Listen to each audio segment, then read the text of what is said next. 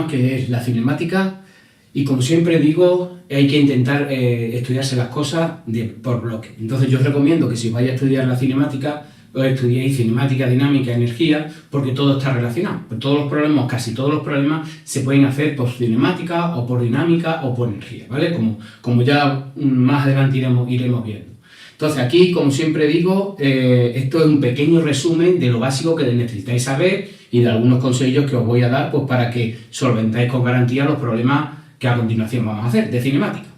¿Vale? Venga, pues vamos a empezar. Primero, tenemos que saber que la mecánica es una parte de la física que estudia el movimiento. Entonces tenemos tres partes, que es la cinemática, la dinámica y la energía, que se estudian pues prácticamente en segundo de eso se da un poquito de cinemática, en tercero ya se da un poquito más de cinemática y algo de fuerza, ya en cuarto tenemos ya cinemática, dinámica y energía, y ya obviamente en primero y segundo bachillerato pues tenemos, bueno, en primero bachillerato se da cinemática y luego ya en segundo, en la materia de física de segundo bachillerato, ahí no se da cinemática, pero se necesita unos conocimientos básicos porque hay problemas de física de segundo bachillerato que necesitan la cinemática.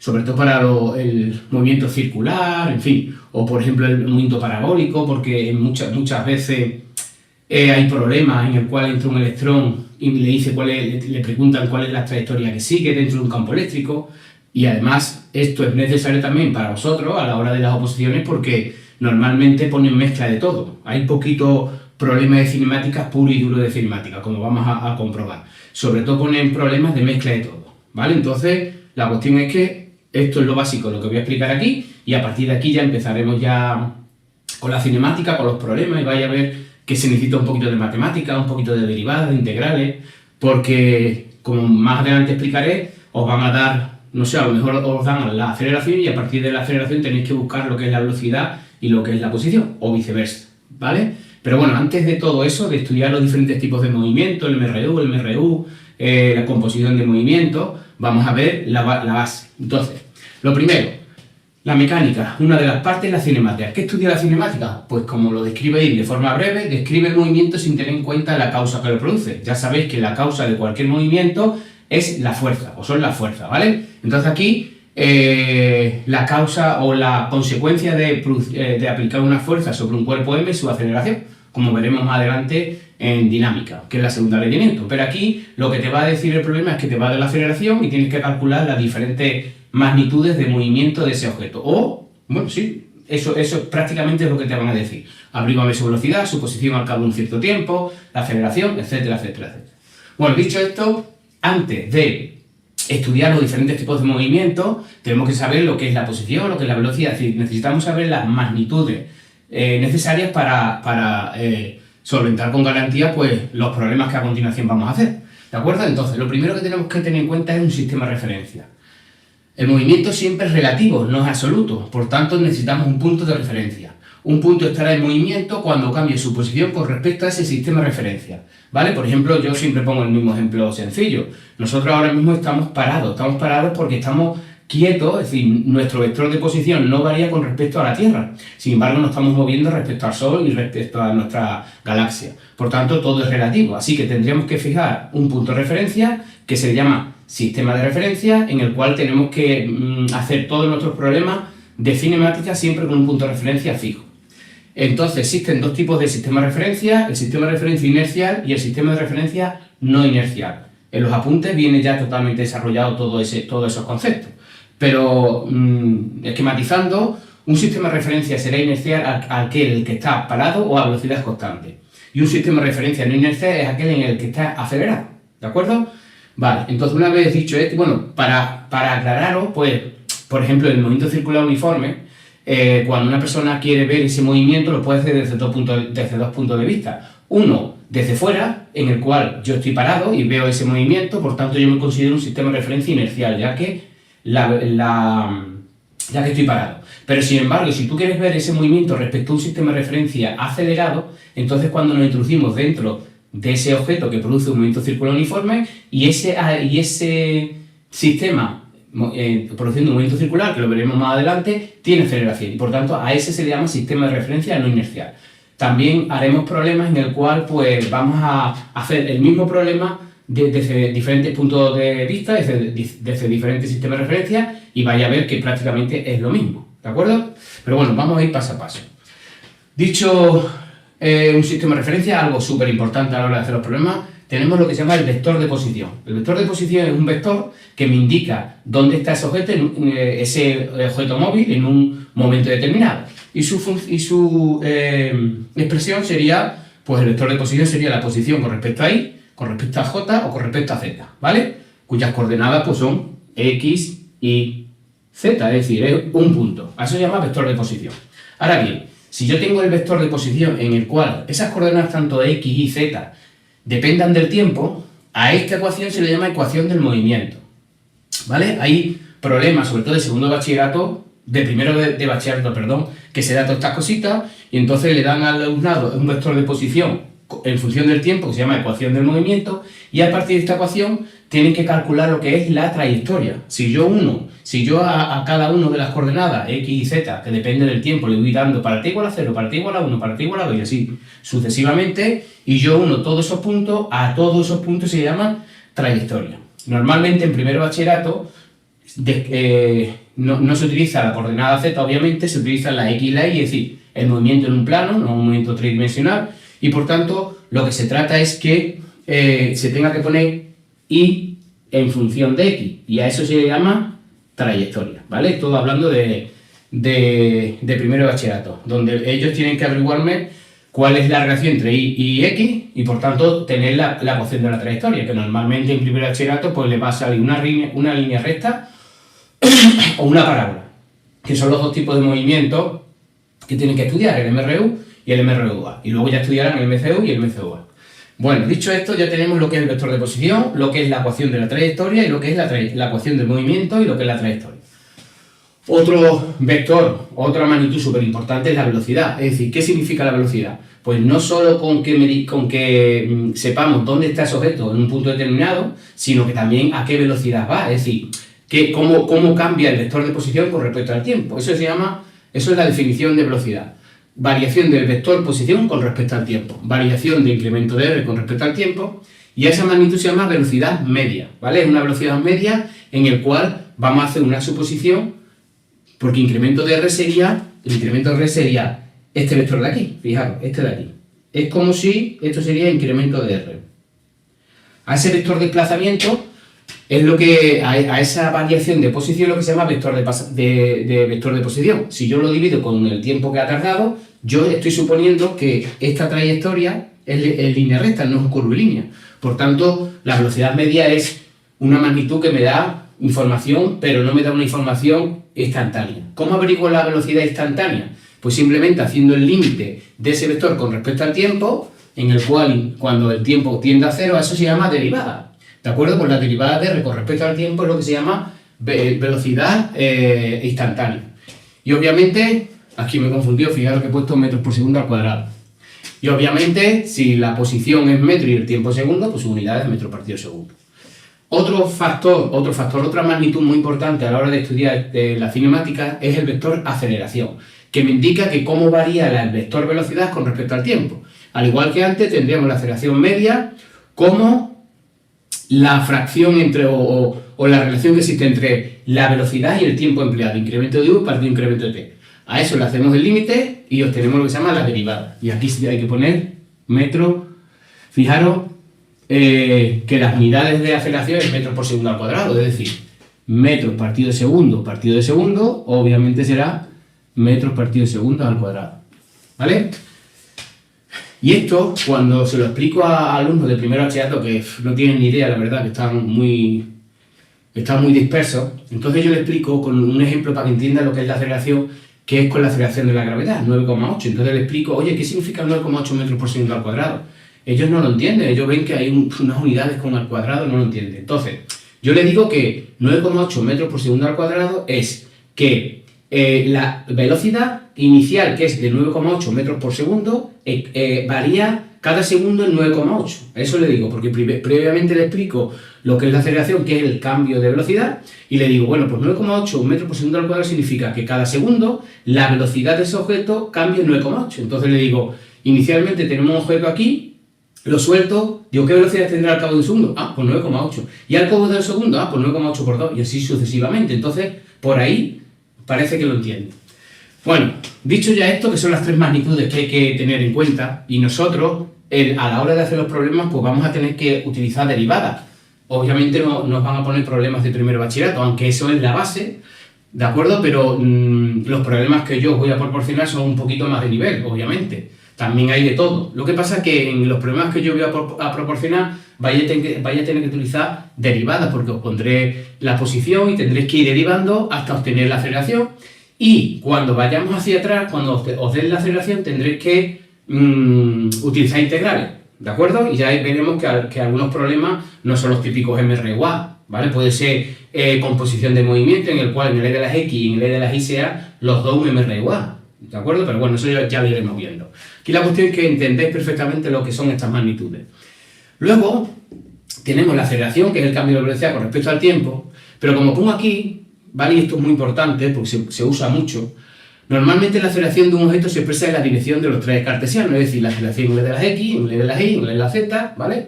Dice, pero hay ciertos movimientos, sobre todo los curvilíneos, es que es más interesante expresar la aceleración en lo que se llama las coordenadas intrínsecas, es decir, el eje normal y el eje tangencial al movimiento, ¿vale? Y aquí os pongo pues, una trayectoria curvilínea, de tal manera que digo, bueno, mira, aquí este objeto está animado con una aceleración que tiene esa dirección. Y ahora yo digo, oye, quiero que esa aceleración me la descompongáis en los ejes intrínsecos, es decir, uno sería el normal y otro sería el tangencial, ¿de acuerdo? Bueno, pues los apuntes en el tema de cinemática, que es el 4, que es un tema que si cae la gente suele cogerlo porque es fácil, porque el que esté aquí en este mundillo es porque al final ha dado clases particulares o es interino y más o menos se sabe, pero a lo mejor el desarrollo matemático no. Entonces, yo cogería este tema si yo me sé el desarrollo matemático. Por ejemplo, ¿de dónde sale esta ecuación?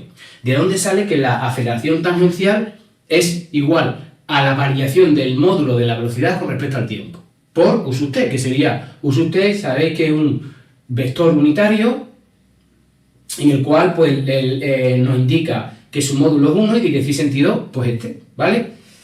Y luego la aceleración tangencial es igual a v cuadrado, es decir, la aceleración tangencial en un momento determinado depende de la velocidad al cuadrado partido de ρ, siendo ρ lo que se llama el vector, el radio de curvatura. Fijaros aquí que la distancia de aquí a aquí es el radio de curvatura, esto como si fuese un momento circular. También se lo explico a los alumnos de tal manera, para que lo entiendan, que si yo voy con el coche en línea recta, ¿vale? Estoy acelerando, pero, bueno, estoy acelerando, voy así y de repente, yo sin acelerar, voy a siempre a la misma velocidad, giro el coche hacia la derecha y no varío esa dirección. Entonces, ¿qué estoy haciendo? Estoy variando constantemente la velocidad y la dirección de velocidad, aunque no es un módulo. Y por tanto, si yo siempre mantengo esa velocidad, ¿qué tipo de movimiento producirá? Pues un movimiento circular, fijaros.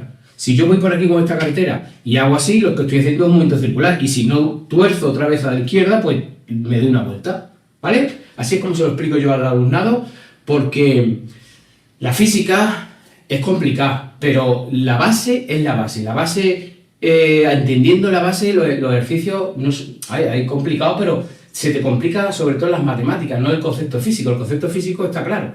Este tema es más que físico, es matemático. Y todos los problemas, sobre todo, es el sistema de referencia, cómo colocarlo, y luego el resto del problema son matemáticas.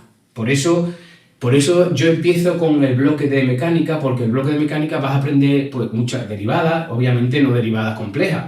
Derivadas, acordarse de las relaciones trigonométricas que salen en un montón de problemas, acordarse de las integrales inmediatas y algunas no tan inmediatas, en fin, es muy interesante, porque esto será la base para luego los problemas de electromagnetismo que normalmente suelen caer mucho. Bueno, dicho esto, tenemos aquí la definición, que es como he dicho, su demostración, están los apuntes. Por tanto, ¿qué será la aceleración? Pues es la suma vectorial de tanto la aceleración tangencial por su vector unitario tangencial, porque son vectores, y la aceleración normal por su vector unitario normal.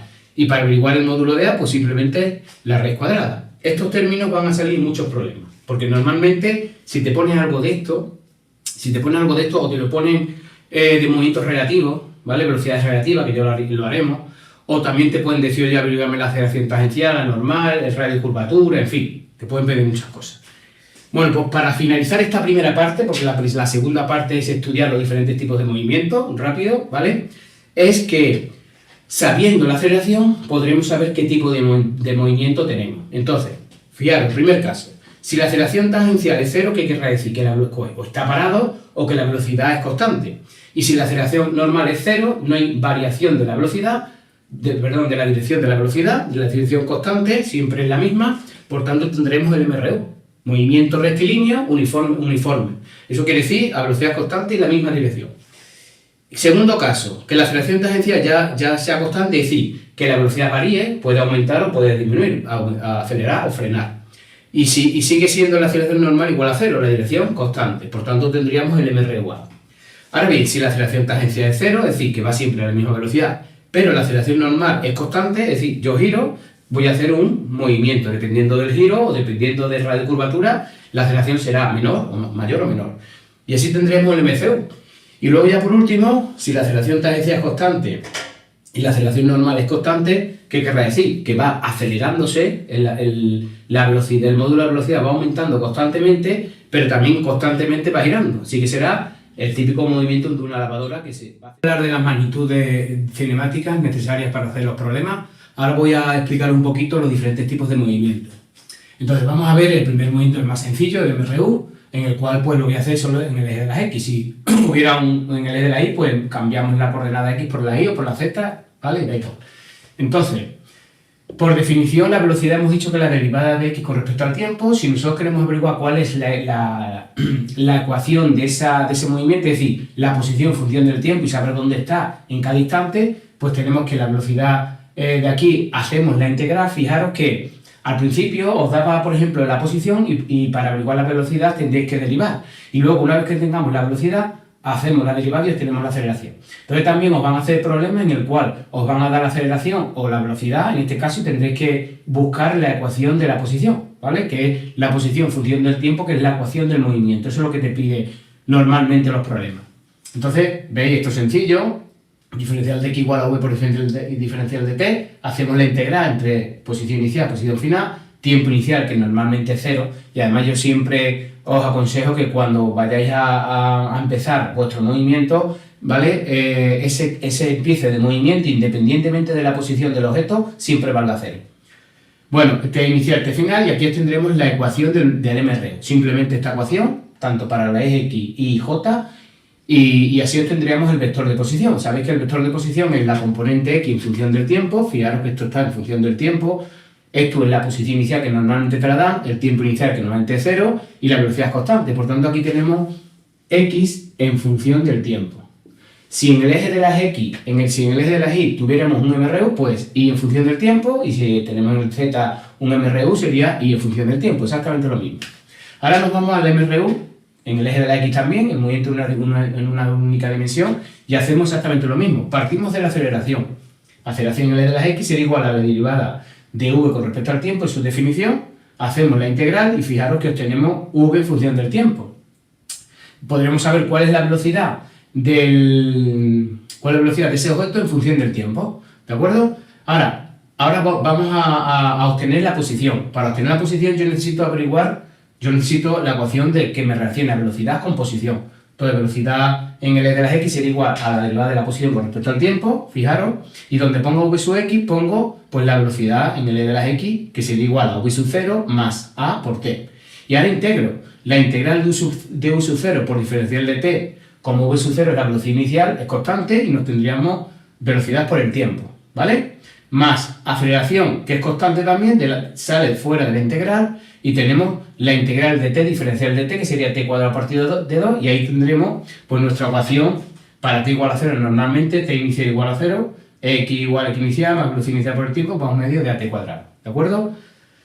Y luego ya tenemos la velocidad, ya tenemos la posición, y hay una ecuación en la cual si yo de aquí despejo el tiempo y lo sustituyo aquí, voy a tener una relación en la cual no haya desaparecido el tiempo. Hay muchos problemas que no te da el tiempo, te dan otros valores y por tanto no puedes averiguar las magnitudes que te pide el problema. ¿Cómo lo hacemos? Pues de aquí despejo el tiempo y lo sustituyo aquí, y haciendo un poquito de matemáticas llegamos a otra ecuación en la cual se ha eliminado el tiempo, que es velocidad, en este caso en el de las x al cuadrado, igual a velocidad inicial al cuadrado, más 2 Aceleración por posición final menos posición inicial. ¿De acuerdo? Esto serían las típicas ecuaciones que obviamente tanto en el tema 4 hay que desarrollarla, pero de forma integral. No solo poner la formulita y ya está, sino decir al tribunal que sabéis de dónde sale. Luego vamos a ir al movimiento circular. Antes de ver los dos movimientos, el MCU y el MCUA, que también son ecuaciones muy parecidas, aquí vamos a utilizar magnitudes circulares. Y para ello lo primero que tenemos que ver qué relación existe entre el ángulo, el radio y el espacio recorrido. ¿De acuerdo? Bueno, pues el arco, matemáticamente el arco es igual al ángulo por el radio. Si nosotros ahora derivamos esto con respecto al tiempo, derivada del espacio con respecto al tiempo es la velocidad, el módulo de la velocidad lineal que vaya el objeto haciendo esa curvilínea, velocidad.